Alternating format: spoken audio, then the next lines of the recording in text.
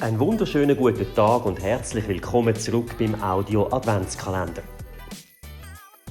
Heute sind wir am Zürichsee, in Rappi, in dem kleinen Städtli, wo sich optisch auf keinen Fall muss verstecken mit seinem Schloss, unzähligen Rosen und dem direkten Seeanstoss. Aber hat diese Stadt auch ein meisterliches Hockeyteam? Der Tommy will zumindest dafür sorgen, in seinem allerletzten Anlauf einen grossen Titel zu holen. Heute steht er für einmal nicht in einem alles entscheidenden Spiel 7, sondern in einem möglicherweise entscheidenden Spiel 6. Viel Spass beim dritten und letzten Teil der Geschichte, der Goalie. Der Tommy ist im Gang zwischen Garderobe und Eisfeld gestanden und nochmal in sich hineingekehrt. Jetzt war er komplett im Tunnel. Dreimal tief ein- und ausschnaufen, ein Schlag gegen die Brust mit der Stockhand, dann konnte es losgehen. Rose Tattoo von den Dropkick Murphys hat durchs Stadion dröhnt. Im Gegensatz zu seiner Position im Spiel hat er die Mannschaft als vorderster Mann aufs Eisfeld geführt. Das hat er schon seit seiner Zeit in Vegas so gehandhabt. Unter dem hat es etwa so wenig zu rütteln gegeben wie für einen Sprienzel an einem Spitzenschwinger. Oder für den Neymar am Wallon Berami an der Fußball-WM 2018. Beim Match ist es dann sofort zur Sache gegangen. Nichts mit Abtasten. Schon in den ersten Minuten war das Publikum ganz nahe am befreienden Jubelschrei gewesen. Der erste Schuss von Rappi ist nämlich direkt an den Pfosten gegangen und hat das Metall scheppern lassen. Statt dem grossen Ja hat es von den Fans ein kollektives Nein gegeben. Aber diese Aktion hat sowohl die Fans, aber auch die Mannschaft noch mehr angepeitscht. Auch der Kommentator im Fernsehen hat das so gesehen. Rapperswil-Jona legt los wie die Feuerwehr und ist in den ersten Minuten klar die bessere Mannschaft. Es wäre der erste Meistertitel der Clubgeschichte. Man stelle sich vor, was das mit den Fans machen würde. Eins ist jetzt schon klar, die meisten werden morgen keine Stimme mehr haben. Das erste Drittel ist ohne Goal zu Ende gegangen. Hockey wird zwar auf Eis gespielt, aber im Stadion ist es inzwischen alles andere als kalt gewesen. Der Match hat inzwischen nicht nur die Spieler zum Schwitzen gebracht. In der 33. Minute hat dann ein wunderschönes Solo zum 1:0 für Rappi geführt.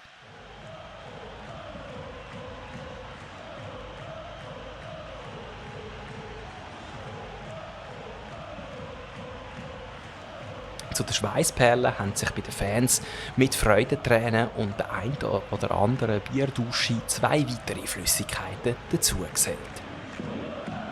Fans und Mannschaft haben sich jetzt gegenseitig so gepusht wie noch nie zuvor. Die Energie der Fankurve hat sich direkt aufs weitere Spiel von Rappi übertragen. Die Lakers haben gedruckt und gedruckt. Und tatsächlich, kaum hat der Stadionspeaker das Resultat voller Begeisterung durch das ganze Stadion geschrien, hat es schon wieder eingeschlagen.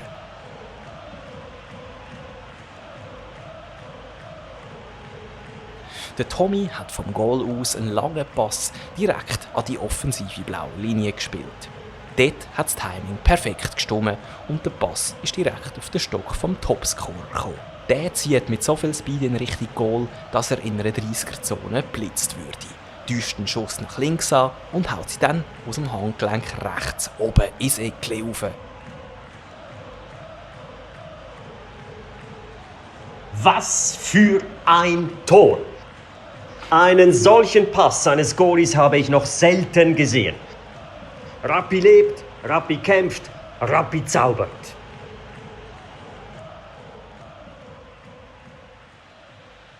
Mit 2:0 ist es dann auch in die zweite Pause gegangen. Der Tommy war schon ein paar Mal so nahe am Titel. Nie hat es bisher geklappt. Heute soll sich das endlich ändern. Er hat das Gefühl im Bauch gehabt, das ihm gesagt hat, heute kann mich niemand mit erlaubten Mitteln bezwingen. Heute lasse ich nicht zu, dass eine Scheibe in meinem Netz landet. Das war keine Arroganz, sondern ganz einfach Gewissheit von ganz tief innen. Mit einer besonders grossen Ruhe ist der Tommy und der Rest vom Team dann auch wieder aus der Kabine gekommen. Zug hat gewusst, wenn sie noch verhindern wollen, dass Rappi den Pokal an diesem Abend noch in die Höhe stemmt, dann müssen sie jetzt alles aufs Eis bringen, was nur möglich ist. In den ersten 2 Drittel war das Spiel von beiden Teams ziemlich diszipliniert. Hart, aber fair. Hart ist es dann auch im 3. Drittel losgegangen, aber wirklich fair geblieben ist es nicht. Die Spieler haben im Verlauf des Drittel immer mehr Aktionen im Graubereich gezeigt. Die Schiris haben entweder beide Augen zugedrückt oder ihnen ist die Pfeife von der Hand gelitten. Strafen hat es nämlich keine gegeben. 10 Minuten waren noch zu spielen und langsam ist die Grenze der Legalität etwa alle 30 Sekunden überschritten worden. Immer noch ohne Konsequenzen. Die Lethargie der Schiris ist auch dem treffsichersten Stürmer von Zug nicht entgangen. Und der Stürmer war nicht einfach irgendjemand. Nein, es war der schwedische Superstar, der mit LA letztes Jahr gegen den Tommy zu New York 1:1 geschossen hat und dann Stanley Cup-Sieger geworden ist. Der tiefe Zuger Steuerfuss und der europäische Lifestyle haben ihn aus Amerika rausgelockt. Und so hat er sich angeschickt, am Tommy und den Lakers eine weitere Chance auf den Titel zu vermiesen. Mit jeder Minute ist er mühsamer vor das Goal vom Tommy gekommen und hat sich dort auch immer wieder mal seinen Platz im Torraum gesucht. In einem Gedränge 5 Minuten vor Schluss passiert es dann auch, dass der Tommy angekrempelt wird und kurz darauf die Scheibe hinter ihm im Goal liegt. Zug jubelt über das vermeintliche 2:1. Das wird von den Schiris auch als regulär eingestuft. Aber der Tommy und das ganze Rappi-Team ist empört. Das führt dazu, dass der Trainer der Lakers eine Coaches-Challenge einzieht. Die Schiris müssen sich die strittige Szene also nochmal auf dem Video anschauen. Lang wird diskutiert, aus Sekunden werden Minuten. Auf der Spielerbank der Lakers ist man sich aber sicher, dass dieser Treffer nicht zählen darf. Und man ist optimistisch, dass das auch die Schiris nach dem Videostudium so werden sehen. Dann treten die Herren in den schwarz-weiß gestreiften Trikots wieder aus dem Videokabinle raus, setzen sich ihre Helme auf und entscheiden, dass das Goal zählt. Im Stadion gibt es ohrenbetäubendes Pfeifkonzert. Auch die Hosensäcke scheinen sich jetzt bei den Fans zu leeren und das Eisfeld wird zu einem grossen Güsselkübel umfunktioniert. Sogar ein Schuh findet den Weg von der Tribüne auf die rutschige Unterlage. Der Tommy schüttelt den Kopf, haut sich auf die Brust und sagt sich dann einfach, was soll's. Wir sind das bessere Team und wir führen.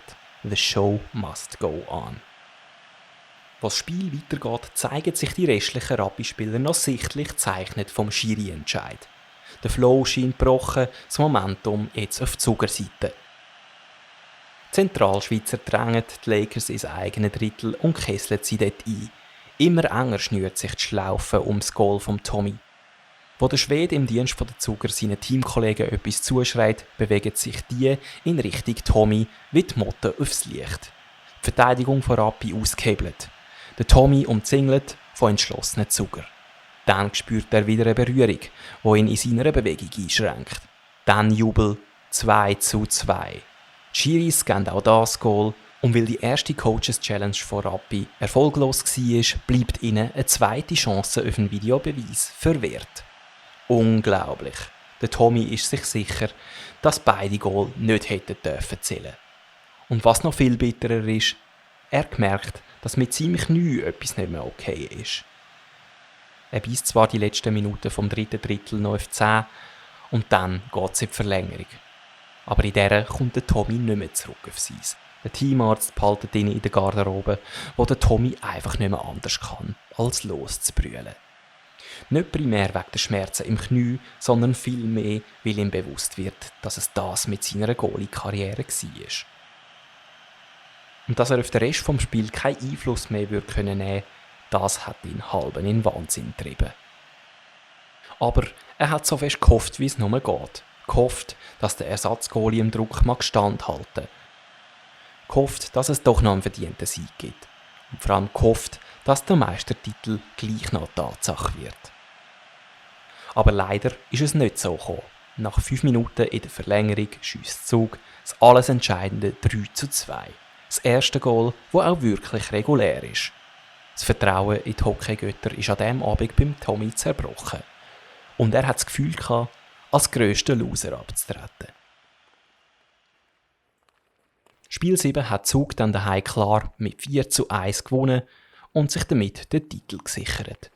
Mit Hockey hat der Tommy nichts mehr am Hut haben. Er hat sich dann zurückgezogen, hat keine Medienanfragen mehr beantwortet und ist zum Geist geworden für die Hockey-Fans. Nach der Saison ist er für 2 Jahre auf New York gegangen. Die Anonymität, die hat ihm gut getan. Aber wieso zum Teufel haben die Rangers gerade in dieser Zeit ihren Stanley Cup gewinnen? Der Tommy hat gemeint, das Universum verhöhne ihn und hat sich noch mehr als Verlierer gefühlt, als sonst schon. Hätte er echt gleich den Ersatzgoalie-Job bei den Rangers annehmen? Dann wäre er jetzt Stanley Cup-Sieger. Diese Frage hat ihn auch in der Ferne nicht mehr losgelassen. Und darum hat er nach 2 Jahren das Gefühl gehabt, dass es Zeit ist, heimzukommen.